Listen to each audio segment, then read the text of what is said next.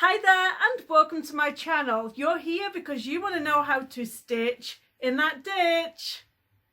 And I have to say that this is the quilt block to do it, and I'll show you why in a little bit. This is the machine I'll be using, the Faodail Soprano. We're just going to use our regular straight stitch, and it tells us on the screen that it's going to be the J foot. That's a great feature about this machine. There's never any confusion about which foot to use because it tells you right here. Now, the reason why all of these are greyed out is because it's just the manufacturer settings. Once you go away from that, it ungrays it, so it just lets you know exactly what the preset is here. So you've got the length, you've got the width, and you've got the tension. Leave them exactly how they are. One of the great features about the Faodail Soprano is it is classed as a quilting machine, so it comes with this amazing table, and it also has the knee lever, so you can have the knee lever control your presser foot so it goes up and down. So I'm going to change that on my machine. So this arm here, it just slides off really easily. So underneath the table is that lever right here, so it's nice and tidy away, and then I can just open the legs out, and I can increase the height of the legs and decrease the height of the legs as required. So it slots right in and gives me this awesome working space all over here for my quilting. What is going to make your life so much easier is to purchase a stitch in the ditch foot. And this foot has this guide that runs all the way down the middle, and it gets right in that seam, and it makes it so much easier to stitch in the ditch. So I'm going to attach this to my machine. Then all we have to do is just take this foot off, and you just press the back here, and this foot just easily drops off and away. And then we're going to get our fabric ready. We're just going to do a simple quilt sandwich. So you're going to have this layer, we're going to have our batting and our backing. And here you go, here's Earl showing you what our quilt sandwich looks like. So at the top layer, we have that middle layer, which is the batting, and then we have our backing piece. And now we are ready to show you the stitch in the ditch. There is no need to drop the feed dogs, we keep them up. I have a 90-14 needle in there, like you guys should know this if you ever watch any of my videos. I always say a 90-14 needle, and I generally just use a Microtex needle. And I'm just going to use just a regular, just polyester thread. Now I am going to start right off the quilt section, so I'm just going to start on this batting over here, so I don't have to worry about drawing my bobbin thread up.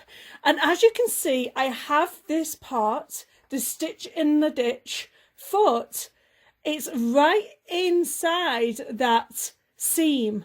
The idea of doing stitch in the ditch is it's supposed to be in that ditch, so you're going to have to do it as close in that stitch as you possibly get in the stitch.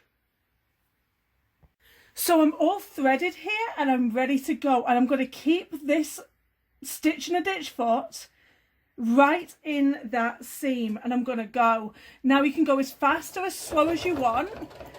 If you want to be like totally accurate, I would say take that speed dial down a little bit lower and start stitching in the ditch. And this guide here should help you to stay straight. So stitching in the ditch is a really easy form of quilting. It's one of the fastest things that you could do. Probably one of the fastest things next to a stipple. So a stipple stitch is more of a free motion stitch. This one is going to be much easier because you know, you've got the ability of having that feed dog guide that along for you. So I'm just going to go and finish up here, and you can see how something like this, it's going to be really, really easy and very quick to sew. And I'm just going to probably reverse at the end here, just locking that stitch, and I've come right off here, I've come right off onto this batting.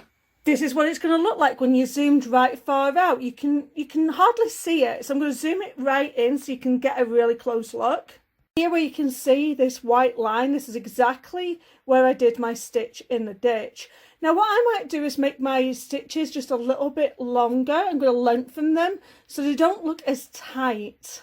So if I want to lengthen my stitches, I'll literally just press this button. I'm going to just do it as a 3.5 and see what that looks like. So for this particular one, I will have to draw the bobbin up, and that is very easy.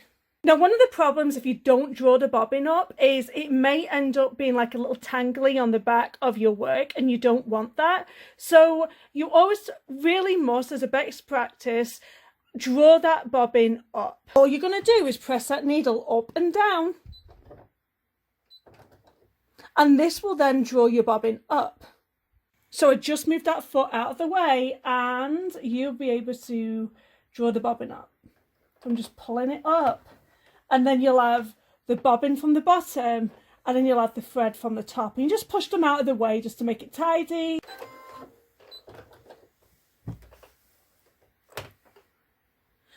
And then you just want to get your foot back into alignment again. Just going to move that out of the way a second, just to make it taunt again. And you're just going to find that placement, and then you're just going to put your needle back down in the down position and put that presser foot down. You always want to keep your needle in that down position so you can pivot around corners much easily. Again, sewing that stitch in the ditch, stitch, say that fast, stitch in the ditch, stitch. And I'm going to go all the way down, go all the way down, keep on sewing. Now at this point, if you get comfortable with stitching a ditch, you can increase that speed.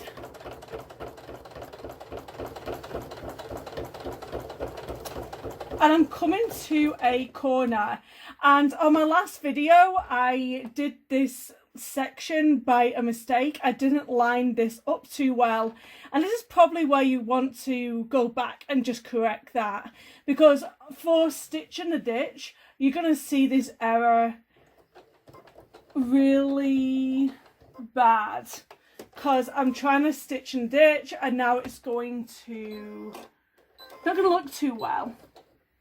So I'm going to put this back down. I'm going to stitch in the ditch this way. So it's really, you don't have to think about the quilting when you do this. So if you're in a real big rush and you just want to get your quilt quilted, the stitch in the ditch method is probably the best way to go, because even a meander is really simple, like to free motion quilt. But I think this is probably one of the easiest things to do when you're quilting, because you're just going to go along each of these seams. Tell you what, I'm going to put my pivot key on. So my pivot key, every single time I stop, so I'm going to press my presser foot down, and I'm going to press it up, and then it automatically goes up and down. That's another thing that I love about this machine, is that pivot key. So I am just going to, because I'm not going at the back raising this thing up and down all the time, it's automatically going up and down. And it's great because my hands are free just to keep hold of my quilting. So I'm going to go around here. I think I'm going to raise the speed up a little bit. This quilt isn't going to be an award-winning quilt. It's just a demo for you guys. Not that you're not important, but you get the understanding of what the stitch in the ditch is and what it's going to look like. This foot really helps things move along very quickly.